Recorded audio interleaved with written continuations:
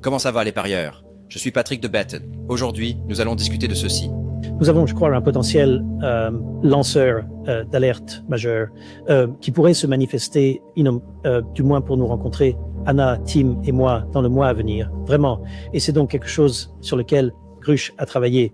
Je ne veux pas dire, évidemment, pour des raisons évidentes, de qui il s'agit. Malheureusement, le défunt vice-président Dick Cheney, Darth Vader en personne, c'est pas surprenant qu'il ait été mêlé à ça. Et en fait, quand il est parti en 2009, c'était la dernière fois que ses activités avaient vraiment une direction centrale. Sans vouloir être déplacé, je dirais que le général Clapper était parfaitement au courant de la question de la récupération des épaves et qu'il a géré ce dossier de récupération. Et quand il était directeur du DNI, de l'USDI et de la DIA, il a placé des personnes à des postes clés pour gérer cette question à la fois publiquement et, je dirais, non publiquement aussi.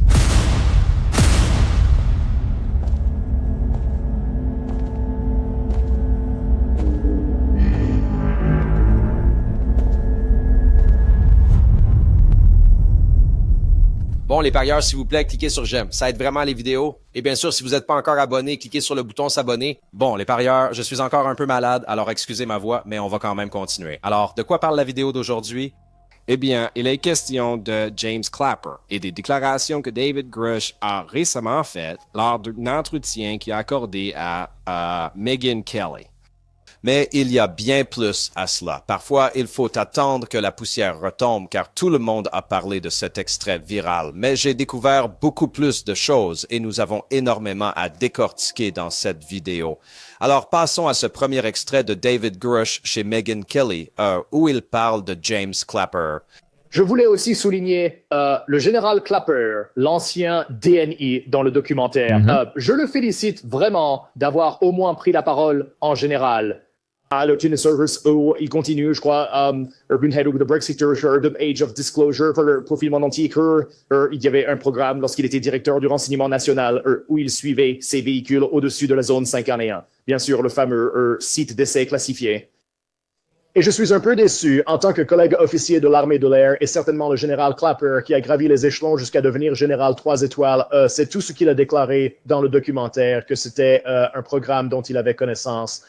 En fait, sans être indiscret, je dirais que le général Clapper était parfaitement au courant de la question de la récupération des épaves et qu'il la gérait activement. Et quand il était directeur du DNI, de l'USDI et de la DIA, il a placé des personnes à des postes absolument clés pour gérer cette question, à la fois publiquement et, je dirais, non publiquement également. Et je laisserai le public digérer ce que je dis au risque d'être inapproprié ou d'aller trop loin dans ma discussion. Alors, Général Clapper, Stephanie Sullivan, d'autres personnes de la communauté du renseignement qui sont bien conscientes de ce problème, qui étaient dans des salles à discuter de ce problème, je vous demande d'être de meilleurs leaders à ce sujet. Je ne devrais pas être le seul ancien officier militaire et responsable des services de renseignement à être complètement franc et honnête concernant toutes les informations auxquelles il a été exposé. Alors, peut-être... Mais une fois de plus, James Clapper minimise ce qu'il sait et ce qu'il a fait, non pas par inadvertance. Oui. Or, il y a un passage intéressant où David Grusch affirme « Je n'ai pas vu le documentaire Age of Disclosure. Je n'ai vu que quelques extraits. » Gardez bien cela en tête, car nous y reviendrons plus tard. Mais continuons avec cette, vous savez, allégation que David Grusch lance ici, n'est-ce pas, concernant James Clapper, n'est-ce pas? Et c'est important, n'est-ce pas? Parce que dans le documentaire Age of Disclosure, elle déclare en fait que, vous savez, James Clapper a seulement mentionné qu'il y avait un programme à la zone 51 et tout ça. Et David Grusch insinue simplement que, eh bien, attendez une seconde, James Clapper, vous en savez beaucoup plus que ce que vous avez dit dans le documentaire, n'est-ce pas? Aïe, oui, Schwambi, para... Alors, voici Dan Farash et Joe Rogan expliquant cela un peu plus. Jim Clapper, cet homme n'a jamais parlé de ce sujet de sa vie. Il a la quarantaine. Il était le chef du renseignement de l'armée de l'air. Il était le directeur du renseignement national. Jamais parlé publiquement des paniers. Il continue, il apparaît et donne l'interview et il m'a dit, excusez-moi, il m'a confié qu'il le faisait parce que c'était une chose importante à faire et que les gens devaient absolument savoir. Et il lâche la bombe dans le film, l'activité UAP au-dessus de la zone 51 est bien réelle, c'est en fait une réalité. Et il a déclaré publiquement que l'armée de l'air avait un programme pour enquêter sur ses affaires, alors que l'armée de l'air affirme n'avoir eu aucun programme depuis le projet Blue Book. Donc, je pense que les personnes que j'ai interviewées ont vraiment ressenti un poids sur leurs épaules pour pouvoir enfin se libérer de ça. Et pour vous donner plus de contexte sur Clapper, la femme de ce pauvre homme était à l'hôpital, mourante, et a quitté l'hôpital pour venir faire l'interview. Et je lui ai même dit, êtes-vous sûr de vouloir faire ça aujourd'hui? Et il a répondu, oh là là. Non, je veux le faire, c'est important. Alors je pense, je l'ai vraiment ressenti. Ces gens-là, tous sentaient que le public devait connaître les faits essentiels qu'ils pouvaient légalement divulguer. Et regardez, ce n'est pas la première fois que James Clapper a parlé lui-même des phénomènes aériens non identifiés. Il a donné une interview à CNN il n'y a pas si longtemps. En fait, ça fait même des années maintenant où il a en quelque sorte exprimé un certain regret sur la manière dont il a géré, vous savez, les ovnis. Ainsi, le mois prochain, un rapport gouvernemental devrait être rendu public concernant les observations d'OVNI. En tant qu'ancien directeur du renseignement national, je pense qu'il y a eu beaucoup de théories sur les ovnis. Que pensez-vous de ces révélations? Qu'est-ce que cela pourrait être? En avez-vous vu vous-même? Qu'en pensez-vous? Eh bien, d'abord, je pense que c'est un peu... il y a une logique à ce que la communauté du renseignement s'en occupe, puisque la communauté du renseignement a beaucoup d'expérience pour gérer l'ambiguïté et des faits incomplets. Et deuxièmement, je pense qu'il est vraiment important que chaque fois que nous sommes témoins d'un tel phénomène, il soit enregistré et documenté pour l'avenir, et quand nous pourrions avoir recueilli plus d'informations et avoir une meilleure compréhension de ce qui est en train de se passer. Pourrait-il y avoir de la vie là-bas? Bien sûr, l'univers étant si vaste, on ne peut vraiment pas rejeter cette possibilité. Donc je pense que c'est une bonne chose, la transparence. Je m'attends à ce que ce rapport soit également rempli d'ambiguïté. Et les gens, selon leur penchant, en tireront ce qu'ils veulent. C'est toujours comme ça que ça se passe, n'est-ce pas? Là où il y a de l'ambiguïté, les gens peuvent en tirer ce qu'ils veulent. Mais on dirait bien que c'est, vous savez, quelque chose que nous n'avons jamais vu auparavant, ce type de transparence autour de ce sujet. Oui, tu vois, vous savez, je ne suis pas sûr de la raison. La seule raison pour moi de les classer, ce serait s'il y avait une méthode sensible de collecte de données concernant les soi-disant ovnis. Mais à part ça, je ne sais pas pourquoi nous n'avons pas été plus transparents à ce sujet par le passé. Et je fais partie de ce crime, je suppose. Et mes anciennes responsabilités étaient, vous savez, j'ai insisté pour une plus grande transparence sur cette question. Et pour être honnête, tu sais, David Grush n'est pas le seul à avoir mis ça sur la table. Vous savez, les ovnis et James Clapper dans le monde des ovnis, n'est-ce pas? Notre préféré, Lou Elizondo, l'a également mentionné. Il y a un extrait de That UFO podcast il y a plusieurs années où il a aussi évoqué James Clapper. Par ailleurs, ce que je vais partager et que je n'ai pas encore rendu public, c'est que l'ancien USDI, avant de devenir le DNI, directeur du renseignement national, s'appelait Jim Clapper, le général Clapper. Il a également été directeur de plusieurs organisations auparavant. C'était un homme très bien. La politique mise à part, vous savez, je ne prends pas parti sur le plan politique. Que vous soyez libéral, conservateur ou quoi que ce soit entre les deux, peu importe. Le fait est qu'il était un très, très bon officier de renseignement et un excellent leader quand il était en fonction.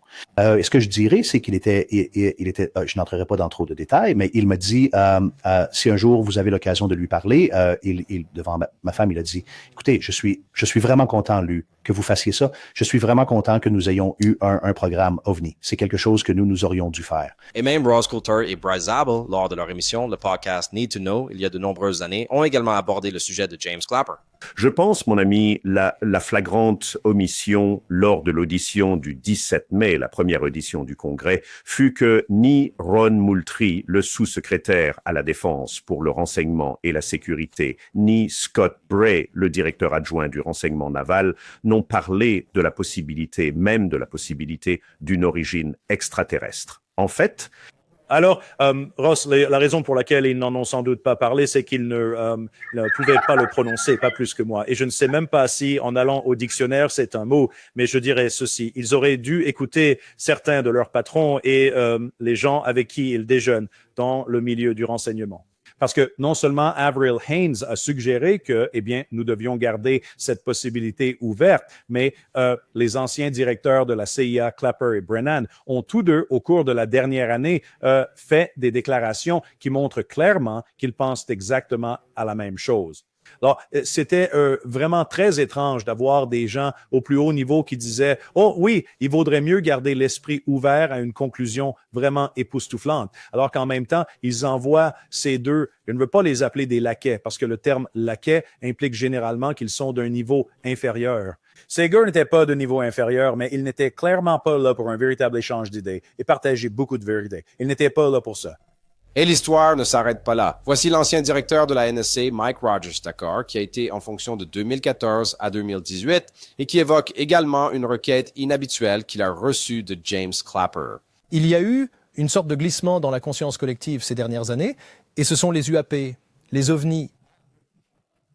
La question qu'il pose est une question en particulier retient mon attention où ils ont dit, eh bien, regardez, si ces pannes qui ont été filmées par la marine et ainsi de suite sont expliquées par une simple, énorme avancée technologique d'une nation rivale ou quelque chose que les États-Unis sont en train de développer ou quelque chose qui est simplement inexplicable. Quelle est votre perspective là-dessus? Parce que nous savons que le Congrès s'y est intéressé, certains membres du Congrès en ont parlé. C'est clair que beaucoup de gens sur Internet, ils regardent les vidéos et suivent les histoires sur Netflix. Et c'est un bon sujet de théorie du complot. Cela semble passionner beaucoup de monde. Alors, quelles sont vos réflexions à ce sujet? Et comment percevez-vous l'intérêt des gens pour un tel thème? Alors, tout d'abord, je me souviens encore, c'était probablement en 2016-2015, quand le directeur du renseignement national, James Clapper, m'appelle. Mike, j'ai besoin que tu examines tout ça. J'ai besoin que l'équipe passe en revue tous les dossiers de la NSA, tous ces fichiers. Et j'ai besoin de tout ce que tu as sur les ovnis. Et je réponds, quoi, monsieur? Vous voulez que je fasse une revue de nos bases de données sur les ovnis? Et je me dis littéralement, est-ce une sorte de blague? Mais clairement non, ce qui reflète bien la question. Pour beaucoup de gens, c'est « Hey, qu'est-ce qui se passe là-bas? » Écoutez, clairement, il y a des phénomènes qui se produisent là-bas, qui sont à la fois visibles et que nous ne pouvons pas expliquer. Je ne sais pas ce qui les cause, ce qui les provoque. Je ne sais pas du tout ce que c'est, je ne sais pas pourquoi. Je n'ai jamais rien vu dans mes 37 ans d'expérience au sein du gouvernement, à la fois comme professionnel du renseignement, mais aussi comme haut responsable militaire. Je n'ai jamais rien vu qui m'ait amené à croire qu'il y avait un acteur externe, c'est-à-dire non terrestre, derrière ce genre d'activité. Mais le revers de la médaille est que je ne pouvais pas encore expliquer certaines de ces activités. Je ne sais tout simplement pas. Mais alors, on doit se poser la question, James Clapper est-il vraiment digne de confiance? Même ce qu'il dit sur les ovnis, peut-on vraiment croire quoi que ce soit qu'il raconte? N'est-ce pas? Jetez un œil à ce tweet de Tulsi Gabbard. Des emails top secrets récemment déclassifiés, envoyés le 22 décembre 2016, en application de l'ordre du président Obama de créer l'ICE de janvier 2017 sur la Russie, révèlent comment le DNI James Clapper a exigé que la communauté du renseignement s'aligne derrière le canular russe. Clapper admet que c'était, je cite, un sport d'équipe qui exigeait, je cite, un compromis sur nos, je cite, modalités normales. Lisez par vous-même ci-dessous. Et puis, elle inclut les documents là. Donc, peut-on vraiment faire confiance à James Clapper, n'est-ce pas? Même s'il parle d'OVNI, peut-on accorder le moindre crédit à ce qu'il raconte? N'est-ce pas? Car il se plierait clairement à volonté pour couvrir la sécurité nationale. Et les gens pourraient dire, ouais, il fait ça pour cacher les ovnis. Mais oui, je ne crois même pas qu'il en parlerait. N'est-ce pas? Mais alors, pourquoi David Grush dit ça et d'où diable tire-t-il ces informations, n'est-ce pas? David Grush. Et tu te souviens de la vidéo que je t'ai montrée sur Mike Rogers, l'ancien directeur de la NSA, n'est-ce pas? Qui parlait des dossiers qui avaient été demandés à James Clapper. Eh bien, apparemment, James Clapper a essayé de faire virer Mike Rogers, n'est-ce pas? Alors, Mike Rogers essaie-t-il juste de le faire passer pour un imbécile ici? N'est-ce pas? Regardez cet extrait du Washington Post. Le secrétaire à la défense Ash Carter et le directeur du renseignement national James Clapper ont demandé au président Obama de renvoyer l'amiral Michael Rogers, le directeur de la National Security Agency, a rapporté le Washington Post samedi. Donc, c'était il y a quelques années. Alors, je ne sais pas. C'est tellement intéressant. Et ça ne s'arrête pas là. Voici un tweet de Matt Taibbi. Nous avons trouvé ce qui n'était pas vraiment là. Je cite, James Clapper était responsable de l'analyse d'images avant la guerre en Irak et se vantait que ces images, je cite, avaient fait la différence pour Colin Powell lors de son discours aux Nations Unies. Il a avoué avoir trouvé des choses qui, je cite, n'étaient pas vraiment là. Alors, pourrait-il tout simplement inventer ces histoires à propos des ovnis également? n'est-ce pas? Je ne sais pas. Mais à quel point James Clapper est-il digne de confiance? Et tout d'un coup, on est censé le croire, là, maintenant, quand il se met à nous parler d'OVNI. Je dois bien admettre qu'il y a des drapeaux rouges ici. Mais bien sûr, tout le monde est là à dire, James Clapper a dit, oh mon Dieu, ça arrive. C'est en train de se produire. La divulgation est imminente, James Clapper. Mais attendez une seconde. Peut-être qu'il n'est qu'un menteur fini, n'est-ce pas? Encore une fois, je veux savoir d'où David Grush tire ces informations sur. Eh bien, il savait ceci et il savait cela et il était responsable de ceci et il était responsable de cela, n'est-ce pas? Je veux dire, est-ce que David Grush sait vraiment de quoi il parle? J'aime bien David Grush, mais peut-être qu'il est aussi un peu mal informé. Vous vous souvenez de David Grush, quand il a dit dans cet extrait que je vous ai montré que, vous savez, il n'avait vu que des extraits de l'ère de la révélation et non pas la version complète? J'ai juste vu des extraits de Age of Disclosure, pas l'intégralité. Vous devez sûrement vous dire, c'est tellement inhabituel. Pourquoi n'a-t-il pas vu l'intégralité du film? Tout d'abord, pourquoi n'est-il pas dans le film, n'est-ce pas? Eh bien, j'en ai parlé il y a quelque temps lorsque j'ai fait ma critique de l'âge de la révélation. Mais rafraîchissons-nous la mémoire, d'accord? Voici un extrait de George Knapp et Jeremy Corbell qui en discutent. Dave aurait été un élément très précieux pour le film. Pourquoi, à ton avis, n'y a-t-il pas participé? Eh bien, je pense, vous savez, il a vraiment choisi de ne pas en faire partie. Je me souviens avoir aidé à établir cette connexion avec Dan pour qu'il puisse avoir cette conversation. Vous savez, je pense que Dave a une sorte de différente... Une tactique pour faire sortir ce qu'il sait être vrai. Dave est un véritable lanceur d'alerte. Ce n'est pas un message contrôlé avec Dave. Non pas que ce soit le cas avec les autres, mais c'est au moins autorisé. Avec Dave, vous savez, il part vraiment d'une attitude fondamentale selon laquelle personne n'a le droit de retenir cela. Alors, allons à son interview une seconde. Oui, j'ai aidé à simplement essayer de le mettre en contact avec un réseau et un producteur qui pourrait être en mesure d'entendre ce qu'il avait à dire et de le traiter correctement. Enfin, nous aurions pu faire la même chose, George, mais vous savez, le président Trump ne regarde pas Weaponize pour autant que je sache. Alors, oui, donc David Grush a de nouveau pris la parole et j'étais vraiment ravi qu'il ait pris la décision de le faire car il n'est pas constamment présent dans tous les médias. Je pense vraiment qu'il a une opinion différente et c'est à lui d'en parler quand il s'agit de ce genre de sujet. Vous savez, il pense sincèrement que tout le monde devrait simplement s'ouvrir et révéler ce qu'il sait. Par exemple, il estime que si Louis Elizondo faisait partie du programme OVNI historique, il devrait simplement le déclarer, qu'il prenne des risques et le dise ouvertement sans hésitation. Je crois que c'est là que nos opinions divergent. Je pense que le film aurait fait participer Dave s'il avait donné son accord, mais je crois qu'il est juste sur une autre voie. Est-ce que j'explique cela de manière assez claire? Oui. Oui, enfin, d'accord. Ouais.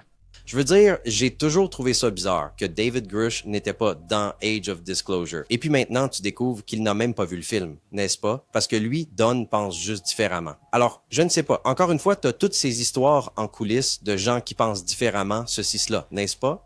Et en substance, il pense, pourquoi ces personnes sans ligne Torah ne se manifestent-elles pas pour en dire plus? Elles en savent davantage, donc elles sortent et le disent.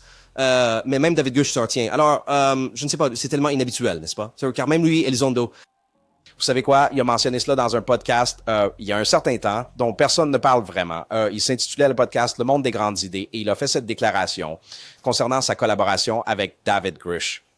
J'ai eu la vie facile. Beaucoup de gens ont dit « C'était horrible ce que tu as vécu. » Et oui, franchement, Menno, ce n'était pas drôle, mais il y a beaucoup de gens comme Dave Grush qui ont dû traverser bien pire que moi en termes de répercussions. En moins de 24 heures, ils ont tenté d'enterrer sa carrière. Et vous savez qu'on l'aime ou qu'on le déteste, peu importe. C'est un patriote. Et j'ai travaillé avec lui à l'US Space Force. Je n'avais pas le droit de dire où, mais à ce stade, je m'en fiche maintenant parce que les gens disent « Oh, eh bien, vous savez, il n'a pas vraiment... » Si, il l'a fait. Nous avons travaillé ensemble dans l'installation SAPF, un skiff, et notre seul travail était les UAP. Et personne ne le sait.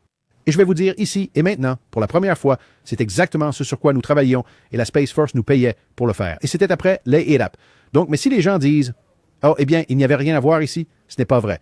Et en fait, certaines des données les plus convaincantes que nous ayons actuellement au sein du gouvernement américain étaient le résultat de notre temps à la Space Force, pas à l'AEF, parce que nous avions une meilleure technologie, plus de capacité, plus de persévérance.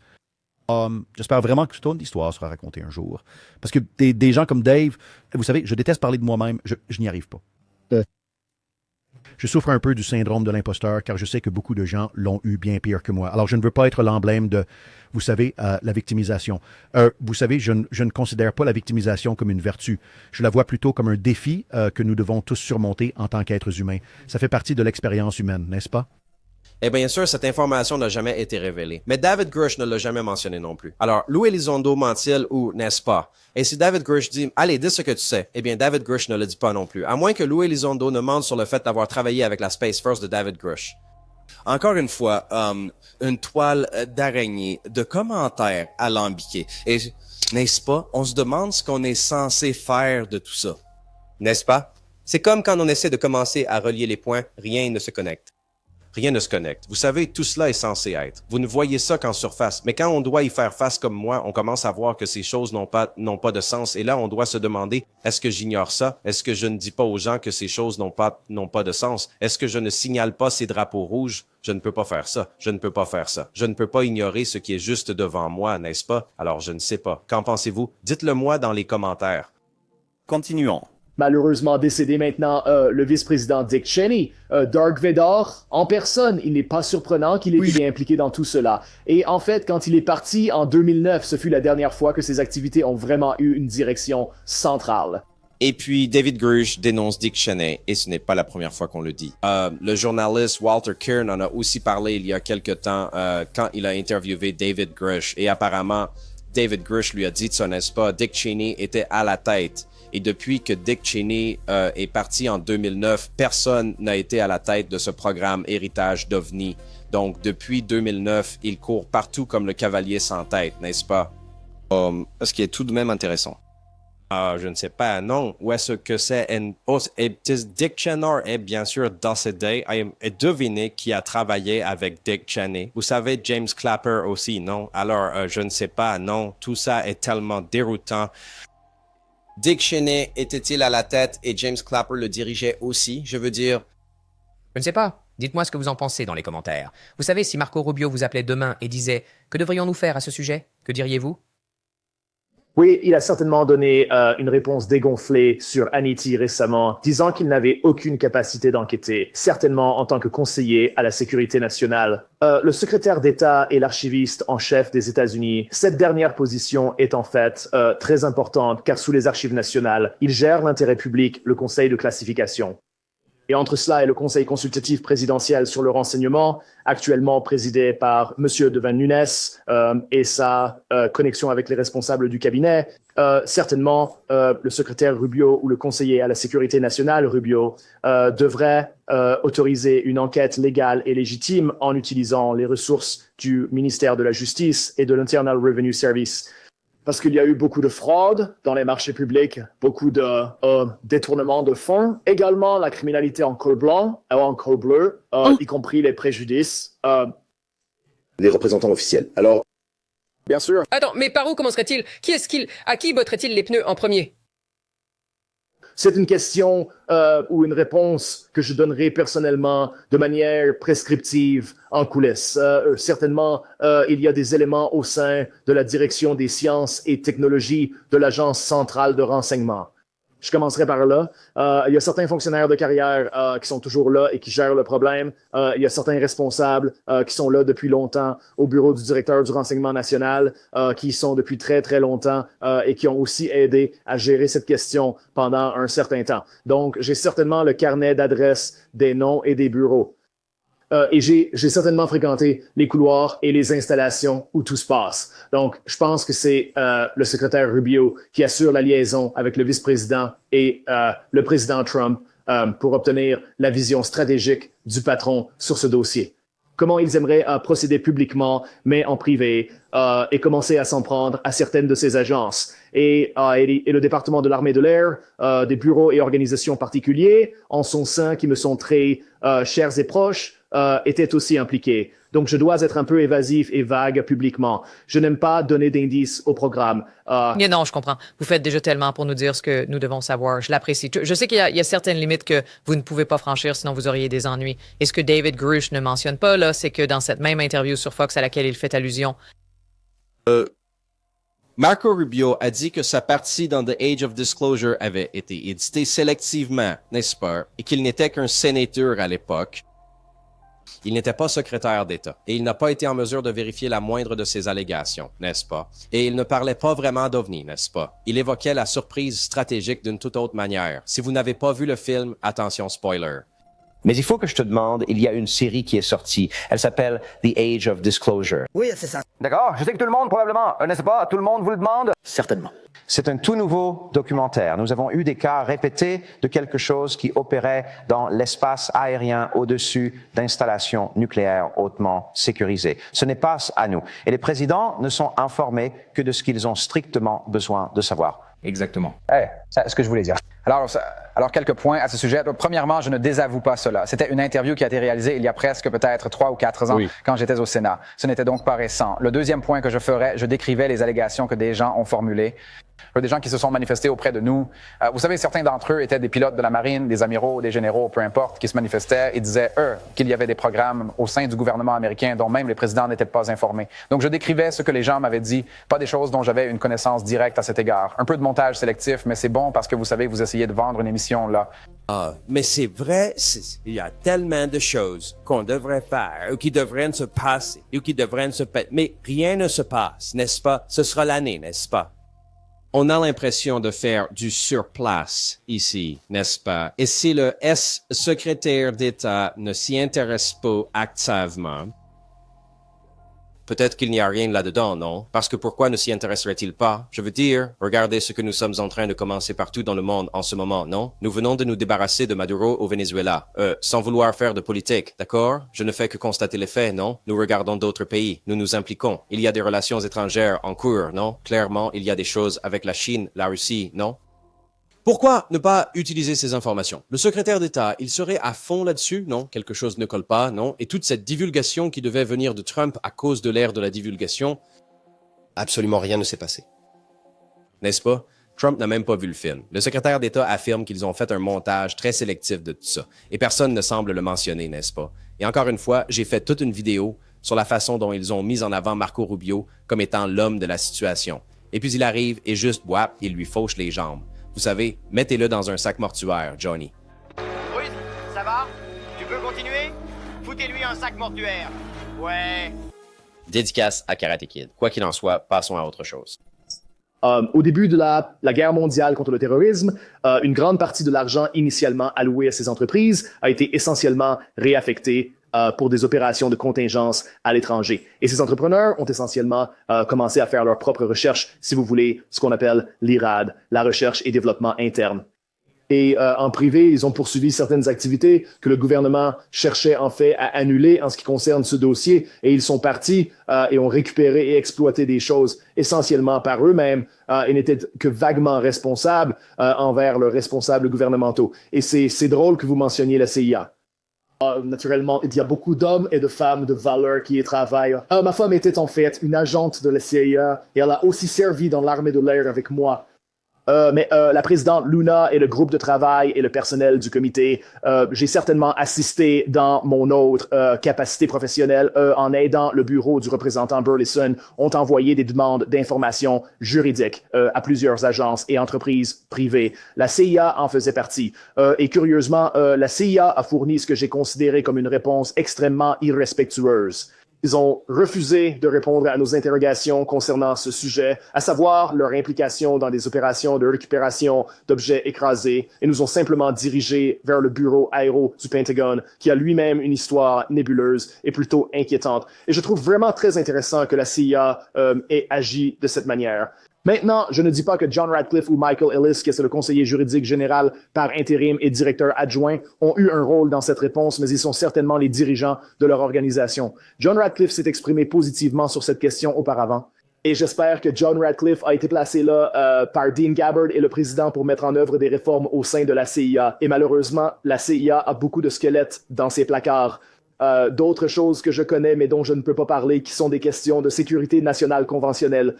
Mais la question de la récupération des épaves, malheureusement, en est certainement une. Et ils ont fait beaucoup de choses préoccupantes. Ouais. Mais ce qui est avancé par vous et par tant d'autres, c'est qu'ils ont littéralement des squelettes dans leur placard, ou quoi que ce soit. Ils le font. Tout ce qui est à l'intérieur d'un être alien. Donc, la CIA a des squelettes dans son placard. Oui, c'est vrai. MK Ultra, entre autres choses, n'est-ce pas? Donc, ce n'est pas un mystère pour moi du tout. Et y aurait-il quelque chose là-dedans? Je ne sais pas. On en parle beaucoup avec la CIA. Mais encore une fois, au final, aucune preuve, aucune donnée, juste beaucoup de bavardage. Continuons. Je voudrais vous poser quelques questions sur le travail que vous avez effectué avec David Grush. Parce que d'après ce que la dernière fois que j'ai vérifié, vous parliez à Steven Diener, qui est un ami c'est un collègue à moi. Et vous lui avez dit que Grush allait probablement rester jusqu'à l'année prochaine également. Est-ce que vous avez, je ne sais pas, quelque chose comme un calendrier bien défini ou bien une sorte de plan, une véritable stratégie pour progresser au cours des 6 prochains mois, à peu près? Ouais. Grush a été un atout considérable pour mon équipe. Et je tiens à préciser très clairement que Grush travaille pour mon bureau. Il ne travaille pas pour le comité lui-même. C'est la seule façon dont nous avons pu réaliser cela. Mais il travaille pour mon bureau et il a fourni des conseils et des aperçus précieux et en tant que conseiller sur ce sujet. Grush nous a aidés à rédiger les questions, les lettres que nous avons envoyées à la CIA, que nous avons transmises à l'Aerospace Corporation et également à la Marine. Et Grush va continuer à nous apporter son aide précieuse à cet égard. Je crois que nous avons encore d'autres courriers que nous sommes en train de préparer et de finaliser. Nous en avons déjà eu un briefing de l'Aerospace Corporation dans un cadre sécurisé. Ce que je peux dire, c'est que ça n'a vraiment rien révélé du tout. Mais au moins, nous avons reçu une réponse et ils ont pris le temps de faire le déplacement jusqu'à Washington pour nous rencontrer en personne. Alors, c'était en quelque sorte un bon indicateur que ces entreprises prennent vraiment ces courriers au sérieux et j'espère que nous pourrons poursuivre dans cette direction et tenter d'obtenir au moins quelques réponses à nos questions. Bon, alors, vous savez, Grush a travaillé avec Eric Burleson, n'est-ce pas, en coulisses pour faire avancer les choses. Ils n'ont rien pu faire avec le NDA, cet amendement sur les UAP dont ils parlent depuis des années, n'est-ce pas? Ça n'a pas abouti. Et Burleson l'explique en quelque sorte dans cet extrait sur Cycloactivo, dont je mettrai un lien ci-dessous. Vous pourrez aller voir le reste. Mais en substance, c'est vraiment un si petit mouvement, n'est-ce pas? Parce que Grush avait rendu public cette grande enquête et on a l'impression que rien ne s'est passé. N'est-ce pas? Et puis après, il y a toujours, vous savez, quelque chose qui nous attend au tournant, n'est-ce pas? Nous avons ce grand lanceur d'alerte qui est sur le point de se révéler, n'est-ce pas? Comme Eric Burleson le déclare ici. De plus, Grush m'a amené beaucoup de témoins, certains qui ne veulent pas s'exprimer. J'ai eu plusieurs rencontres avec des personnes très intéressantes qui m'ont donné beaucoup d'informations et cela n'aurait été possible que parce que Grush avait des contacts avec ces gens et qu'il se sentait à l'aise de faire confiance à Grush.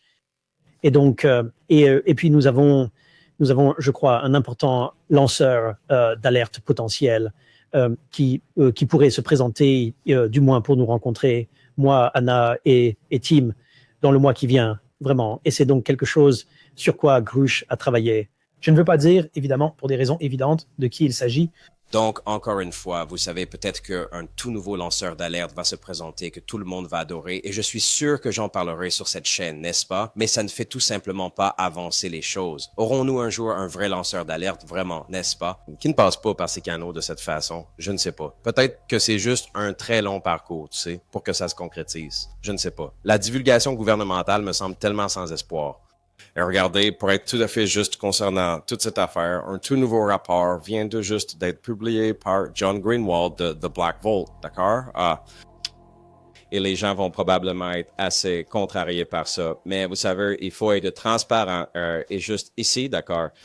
Donc, essentiellement, un rapport est sorti contre Grush qui ne s'annonce pas très bien. Laissez-moi vous expliquer. C'est un tweet de Stephen Greenstreet, je sais, n'est-ce pas? Journaliste pour le New York Post. J'emploie le terme journaliste avec des guillemets, mais il ne fait que reprendre tout le travail de John Greenwald ici et, vous savez, le régurgiter. Et c'est bien. Donc, un grand bravo vraiment à John Greenwald pour tout le travail préparatoire. Mais, jetez un coup d'œil à ça. L'inspecteur général du DOD a mené une enquête approfondie qui a duré des années sur tout cela et a publié son rapport final en février 2025. Ce rapport vient d'être rendu public via la loi FOIA à The Black Vault. Voici le rapport. Le rapport démolit complètement les allégations de Grush. Il s'avère que le fait que Grush ait été privé de ses habilitations top secrètes n'avait rien à voir avec les ovnis. En fait, les communications internes montrent que les responsables étaient perplexes que Grush prétendait à des représailles de lanceurs d'alerte à cause des ovnis, car Grush n'avait même pas fourni la moindre preuve de quoi que ce soit. Un responsable a écrit « Sur quelle base Grush peut-il être lanceur d'alerte et ne pas lancer d'alerte ni révéler d'informations ?» Une autre communication interne du rapport montre des responsables qualifiant la situation de Grush de, je cite, « loufoque ». La vérité ultime est la suivante. Grush s'est vu retirer ses habilitations de sécurité parce qu'il avait des antécédents de, je cite, problèmes de comportement, était, je cite, indigne de confiance et avait enfreint de nombreuses règles sans aucun rapport avec les ovnis. Le Centre consolidé d'adjudication du département de la Défense, qui est l'autorité centrale chargée de statuer sur l'éligibilité aux habilitations de sécurité, a déclaré que c'était, je cite, clairement incompatible avec l'intérêt national de maintenir l'accès de Grush aux informations classifiées. La CAF a informé Grush par écrit, citation, « Une évaluation globale de votre comportement tel qu'identifié au regard de ses préoccupations reflète un jugement discutable, un manque de franchise, de la malhonnêteté ou un refus de se conformer aux règles et règlements, soulevant des questions quant à votre fiabilité, votre dignité de confiance, Super Eisrim Einchiwart, sa capacité à protéger des informations classifiées ou d'une grande sensibilité. » En substance, il percevait Grush comme un électron libre, une personne incontrôlable et une menace sérieuse pour la sécurité nationale. Sir, à un moment donné, ils ont récupéré, je cite, tous ses badges d'accès et l'ont escorté hors du bâtiment. Ils l'ont ensuite réaffecté à un travail qui ne nécessitait pas d'habilitation secrète défense. Donc encore une fois, je devais juste l'inclure. Je vais mettre un lien ci-dessous vers le rapport. Pensez-en ce que vous voulez. Il est important de partager tous les faits et vous pouvez vous faire votre propre opinion, n'est-ce pas? Est-ce que cela a complètement... Vous savez, discréditer Grush en tant que lanceur d'alerte, je ne sais pas, est-il important de prendre en considération cette plainte, ce rapport du ministère de la Défense? Oui, bien sûr, n'est-ce pas? Je pense qu'il est absolument essentiel de prendre en compte l'intégralité des faits. Il serait vraiment intéressant d'entendre la réponse de Grush à ce sujet, n'est-ce pas? Cependant, nous ne l'aurons probablement jamais, car il accorde très peu d'entretien. Et il serait aussi intéressant d'entendre la réponse de Burleson à cela. Maintenant, est-ce que cela annule tout ce que Grush a pu déclarer concernant ce qu'il sait, Dick Cheney, James Clapper, ceci, cela et le reste? Je veux dire, si c'est vrai, oui. Oui, c'est bien le cas. Mais regardez, dans cette même entrevue avec Megyn Kelly, la représentante Anna Paulina Luna a également été interviewée. La représentante Luna se bat également pour des protections plus solides pour les lanceurs d'alerte comme David Grush, notre premier invité. Elle est une vétérane de l'US Air Force et elle a déclaré avoir personnellement eu une rencontre avec un objet qu'elle pense être probablement un pain. Elle me rejoint maintenant pour la première fois. Madame la représentante, c'est un plaisir de vous avoir. C'est un plaisir de vous avoir, Megyn. Tout d'abord, j'ignorais qu'elle avait eu une rencontre elle-même, c'est donc intéressant. J'ai peut-être entendu ça, mais je ne m'en souviens pas. Elle en a peut-être parlé dans l'émission de Joe Rogan, mais honnêtement, je ne m'en rappelle plus. Mais de toute façon, c'est intéressant. L'opposition que nous avons rencontrée a été si incroyablement manifeste à ce point que cela ne fait que renforcer notre conviction qu'il y a des personnes qui contrôlent ces informations. Et il semble exister, même au-delà de la compétence, je pense, parfois de nos propres secrétaires, qui ont pourtant les meilleures intentions de déclassifier ces documents. Il y a une véritable bataille interne des services de renseignement sur ce sujet. Et donc, vous savez, vous parliez plutôt des protections des lanceurs d'alerte. L'une des choses, mais c'est ce que nous allons devoir faire, parce que ce que je ne voulais pas faire, c'est organiser une simple autre audience avec plus de témoignages de témoins sans fournir les documents et les preuves. Je pense que ce serait probablement un gaspillage de ressources, à moins que nous puissions les fournir directement au peuple américain.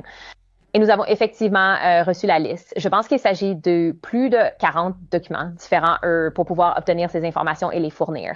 Mais aussi faire avancer une législation issue d'un contrôle, et je viens de quitter une audition plus tôt après avoir parlé au président à ce sujet, pour réellement accorder l'immunité à toutes ces personnes.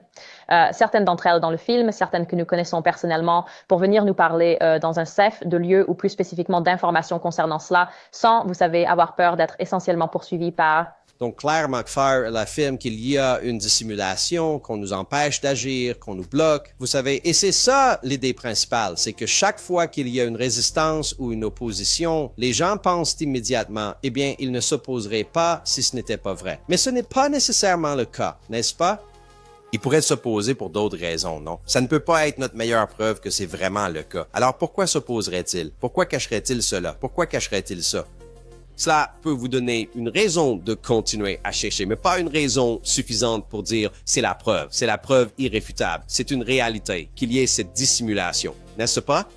Je dois être honnête, petit à petit, je commence à penser qu'il n'y a pas de vrai complot gouvernemental sur les ovnis ou de technologie de rétro-ingénierie ou quoi que ce soit de ce genre. Je pense vraiment qu'il y a un phénomène qui existe, mais je ne suis pas du tout certain que notre gouvernement possède des ovnis, ou du moins pas en aussi grand nombre qu'ils le disent, ni tous ces crashs ou toutes ces histoires. Probablement 99% des informations sont des conneries, et il faut trouver cette unique parcelle de vérité dans tout ça. Je n'en ai aucune idée, les amis. Aidez-moi à trouver cette aiguille dans la botte de foin, car la botte de foin ne cesse de grossir. Bon, j'espère que vous avez apprécié la vidéo d'aujourd'hui. J'ai mis les liens des sources en bas pour tout ce que j'ai mentionné aujourd'hui. Allez voir. Il y a plus à l'interview de Grush, donc encore une fois, le lien est en bas. Allez le voir. Il dit beaucoup plus de choses si vous voulez aller voir ça. On se retrouve pour la prochaine. N'oubliez pas que chaque jour est un cadeau. Paix. Et il est 6h36 à Paducah, Kentucky, et vers 16h05, j'ai vu ce qui ressemblait à une traînée d'étoiles qui volait en ligne droite, probablement 15. Yeux dans l'eux. Et ils étaient juste au-dessus de ma maison, ils volaient tous en ligne droite, et puis ils disparaissaient. Un par un, et c'était en ligne droite. C'était quelque chose comme j'ai... Hey, je n'ai jamais rien vu de pire ici, puis là, bon.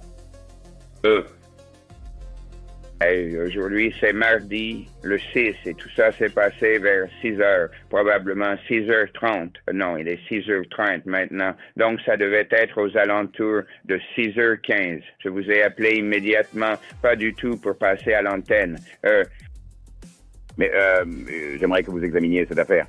Des lumières au-dessus de Paducah, Kentucky. Je ne sais pas vraiment à qui appeler ou à qui m'adresser pour savoir ce qu'il faut faire ou ne pas faire, mais à qui demander. Je ne sais même plus à qui demander. Qu'est-ce que c'était que ça, vous savez? C'est d'une étrangeté incroyable. Voudriez-vous? Je ne sais pas. Penchez-vous dessus. S'il y a quelque chose, rapportez-le moi, s'il vous plaît. Merci.